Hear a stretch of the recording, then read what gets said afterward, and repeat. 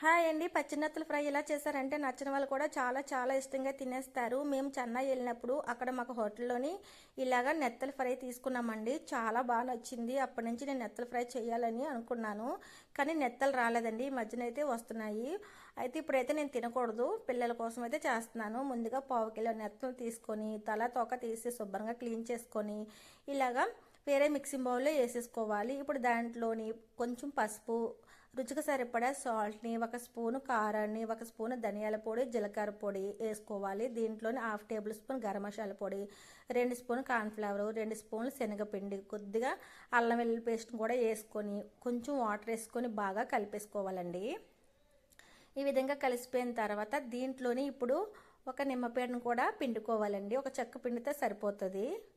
Taste అయితే చాలా బాగుంటుందండి. రసం, సాంబార్, పప్పులో కూడా సైడ్ డిష్గా ఇవి చేసుకుంటే చాలా చాలా బాగుంటుంది. ఈ విధంగా కలుపుకున్న తర్వాత ఇప్పుడు పక్కన నేనైతే ఆయిల్ పెట్టేసుకున్నానండి. ఆయిల్ కూడా మరిగిపోయింది. ఇలా ఒక్కొక్కటే వేసుకోవాలి. అన్నీ ఒకసారి వేసుకుంటే అతుక్కుపోతాయి. ఒక్కొక్కటిగానే వేసుకోవాలి. ఎన్ని పడితే అన్ని వేసుకోవాలండి.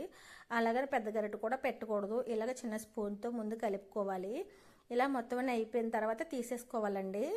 ఈ విధంగా తీసుకున్న తర్వాత రెండోది కూడా సేమ్ అలాగే వేసుకోవాలండి. చాలా చాలా బాగుంటాయి నెత్తలు అయితేనే.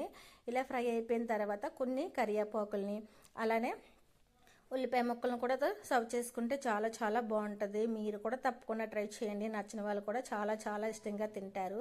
మా పిల్లల కోసం అయితే ఈరోజు నెత్తల ఫ్రై అయితే చేశానండి. వాళ్ళు చాలా బాగా ఇష్టంగా తింటారు. ఓకేనా ఫ్రెండ్స్, మరిన్ని వీడియోల కోసం మన ఛానల్ సబ్స్క్రైబ్